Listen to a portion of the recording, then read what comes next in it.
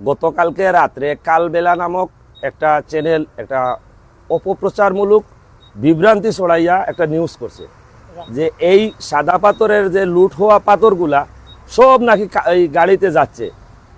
অথচ এই অনুসন্ধানী সাংবাদিক কিসের ভিত্তিতে এই সংবাদটা প্রচারণা করলো আমার এটা বুঝে ধরে না। আমি জাতির বিবেকের কাছে প্রশ্ন দিচ্ছি। আপনারা যেহেতু এই নিউজটা আপনারা অনেকে দেখেছেন, লক্ষ লক্ষ ভিউ হয়েছে, আপনারা নিরপেক্ষ মতামত এই ভিডিওতে দিবেন, দেখবেন। সে কোনো অনুসন্ধান করে নাই, মোটরসাইকেল যুগে যাওয়ার পথে জাস্ট সারিবদ্ধ গাড়ি কানে দাঁড় করানো, সে ভিডিও করে চলে বলে যাচ্ছে, মুখ দিয়ে বয়স দিছে যে এই সাদা পাথরের লুট হওয়া পাথরগুলা এখানে রাতের আধারে ট্রাক গাড়ি নিয়ে যাচ্ছে। এটা আদৌ সত্য নয়।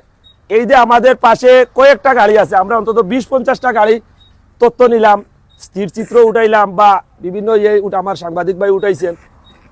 অন্তত 20টা গাড়িতে আমরা দেখলাম সব গাড়িতে ভারতের আমদানিকৃত এলসি পাথর, চুনা পাথর, লাইমস্টোন, যেগুলা এক শ্রেণীর মিডিয়ার লোকজন ওই নৌকাগুলারে আড়াল করার জন্য ওদের উদ্দেশ্য প্রণীতভাবে আমাদের ট্রাকের উপরে দুষ চাপাইয়া দিতেছে।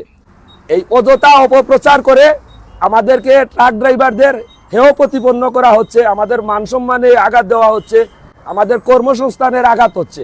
এই অযথা আমাদের উপরে অন্যের অপরাধটা আইনা আমাদের কাছে তুইলে আমাদেরকে সমাজের লোকজনের কাছে হেয় প্রতিপন্ন করবেন না।